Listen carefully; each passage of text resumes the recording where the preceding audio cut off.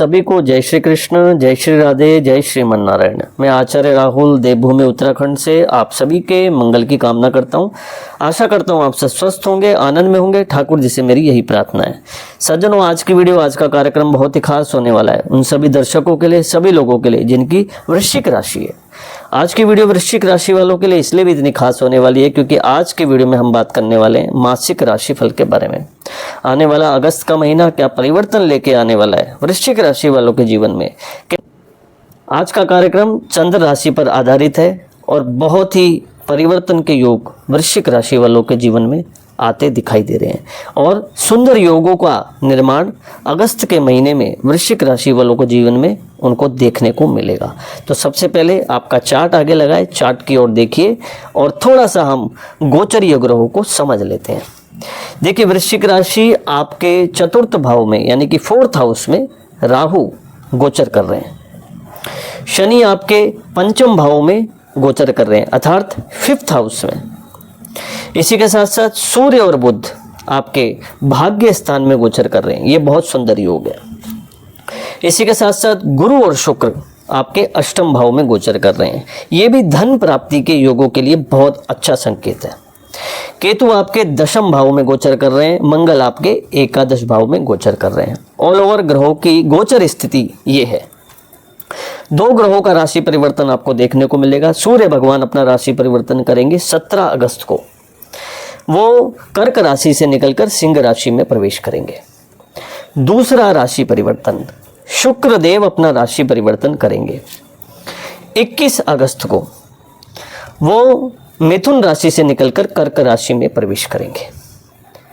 2 ग्रहों का राशि परिवर्तन ये भी बहुत अच्छा शुभ संकेत लेके आएगा।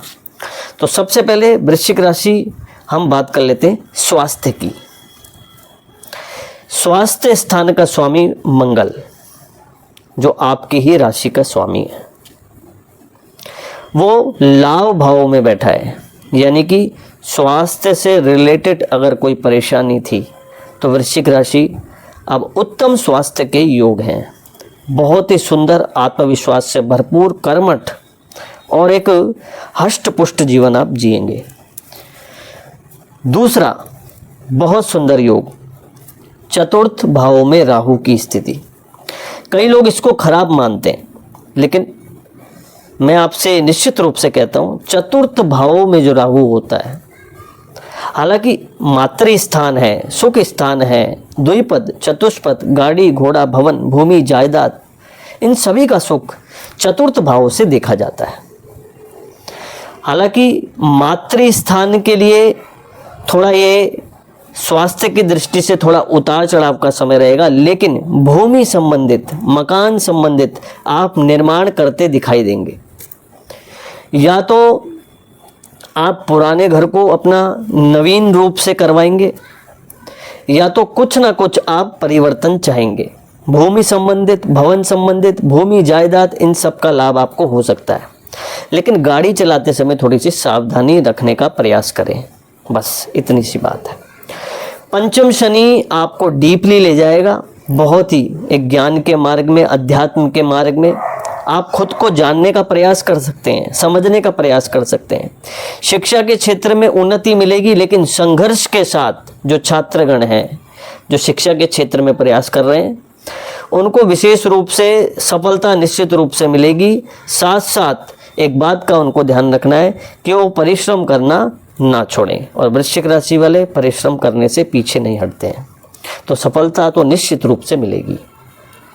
गुरु और शुक्र का योग 8th भाव में, लेकिन ये पुरातत्व क्षेत्र में वृद्धि कराता है और साथ साथ गुरु और शुक्र की शुभ दृष्टि 7वीं दृष्टि सीधे 2य भाव में पड़ रही है। 2य भाव होता है धन प्राप्ति का भाव।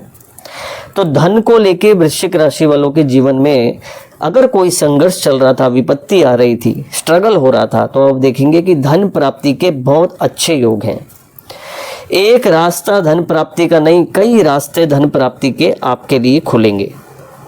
अब वो आपके ऊपर डिपेंड करता है कि आप कौन सा रास्ता चुनते हो, लेकिन आप जो भी रास्ता चुनोगे उसमें आपको विशेष रूप से धन लाभ निश्चित रूप से होगा। क्योंकि वृश्चिक राशि सभी तरीके के कार्य करने में निपुण है और आप उसमें आगे बढ़ते दिखाई देंगे। दो ग्रहों की शुभ दृष्टि, गुरु की जो देवताओं के गुरु हैं, शुक्र की जो दैत्यों के गुरु हैं, गुरु की दृष्टि धन भाव में अर्थात धन लाभ के शुभ संकेत वृश्चिक राशि वालों के लिए बहुत अच्छे बन रहे हैं। सूर्य और बुध एक साथ नवम भाव में बैठे हैं। नवम भाव धर्म का भाव होता है, कहीं ना कहीं आय का भाव भी कह सकते हैं, भाग्य का भी भाव होता है। तो भाग्य परिवर्तन के बहुत अच्छे शुभ संकेत, बड़े बड़े लोगों से आपका मिलना जुलना, उनके साथ उठना बैठना और उनसे लाभ के संकेत, यश की प्राप्ति, मान सम्मान की प्राप्ति। विशेष रूप से केतु भी कर्म भूमि में दशम भाव में बैठे हैं। बड़े ध्यान से देखिए, केतु कुलस्य उन्नति, केतु कहीं ना कहीं कुल की उन्नति करते हैं और गुप्त युक्ति के वाचक भी हैं। आपकी कर्म भूमि में आप इस तरीके से काम करते दिखाई देंगे कि किसी को पता भी नहीं चलेगा कि आप क्या कर रहे हैं, आपकी रणनीति क्या है। क्योंकि अगर किसी की रणनीति अगर हम जान जाए तो उसको रोका जा सकता है, लेकिन अगर किसी की रणनीति हम नहीं जानते, वो गुप्त युक्ति से चल रहा है, तो उस व्यक्ति को समझ पाना बड़ा कठिन होता है। तो इस समय आप अपनी कर्म भूमि में, व्यापार भूमि में, नौकरी भूमि में बड़े छुपे दिखाई देंगे, यानी कि छुप के कार्य करते दिखाई देंगे और वो कार्य आपके लिए बहुत ही प्रभावशाली समय लेके आएंगे और अंतिम में आपको विशेष रूप से लाभ की प्राप्ति होगी। सबसे उत्तम योग मंगल योग कारक, एकादश भाव में मंगल की स्थिति बहुत ही उत्तम है और 28 जुलाई के बाद तो ये और भी ज़्यादा आपके लिए बहुत अच्छा योग बनाने वाली है, जो कि निश्चित रूप से आप देखेंगे कि भूमि, व्यापार और इन सभी चीज़ों में आपको विशेष रूप से लाभ होगा। कहीं ना कहीं राजनीति के क्षेत्र में जो लोग हैं वृश्चिक राशि वाले, उनके लिए भी कहीं ना कहीं अप जाने का समय है, यानी कि लाभ के बहुत अच्छे संकेत हैं। देखिए थोड़ा सा वैवाहिक जीवन के बारे में बात कर लेते हैं। विवाह जीवन के बारे में हम एक जानकारी आपको दें कि वहाँ का स्वामी शुक्रदेव वो अष्टम में बैठे हैं। तो कहीं ना कहीं एक ध्यान रखिए कि अपने बातों को बड़ा सोच विचार के आपको आपस में करना चाहिए। अगर आप मैरिड लाइफ से जुड़े हुए हैं, आप मैरिड हैं, विवाहित हैं, तो आपको आपस में बहुत ही शांत और सरल तरीके से एक दूसरे से बातें करनी चाहिए। ऐसा कोई विवादित योग नहीं दिखाना, प्रेम प्रसंग अच्छे रहेंगे। इसी के साथ साथ विशेष रूप से आप देखिए कि दशम भाव का स्वामी जो है वो भाग्य स्थान में बैठा है। एक ये योग भी बहुत अच्छा है। दशम भावों का स्वामी, कर्म भूमि का स्वामी सूर्य देव वो भाग्य स्थान में बैठे हैं, यानी कि जो कर्म भूमि है, व्यापार, नौकरी, इसमें भी भाग्य परिवर्तन के योग अच्छे बनते दिखाई दे रहे हैं। ओवरऑल ग्रहों की बहुत अच्छी स्थिति है। वृश्चिक राशि ना तो शनि की 7.5 ना तो शनि की ढैया, कुछ भी नहीं चल रही है, सब कुछ अच्छा है। लेकिन एक बात का मैं निवेदन करूंगा कि वृश्चिक राशि आप अपनी कुंडली में देखिए कि इस समय कौन सी महादशा आपकी चल रही है। अगर जीवन में स्ट्रगल आ रहा है, स्ट्रगल खत्म नहीं हो रहा है, जो आप चाह रहे हैं वो हो नहीं पा रहा है, तो थोड़ा सा ये 2-3 बातें आप देख लीजिए अपनी कुंडली में।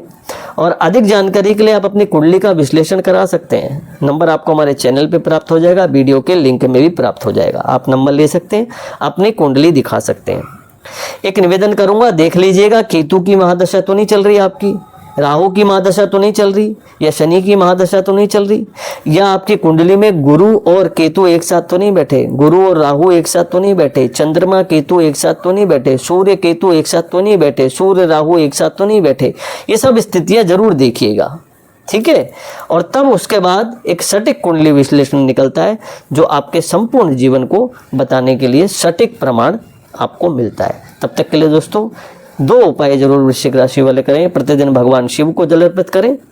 दूसरा, आपके राशि के स्वामी मंगल देव बनते हैं तो हनुमान चालीसा का पाठ नियमित रूप से आपको करना चाहिए। तब तक के लिए दोस्तों मिलता हूं नेक्स्ट वीडियो में।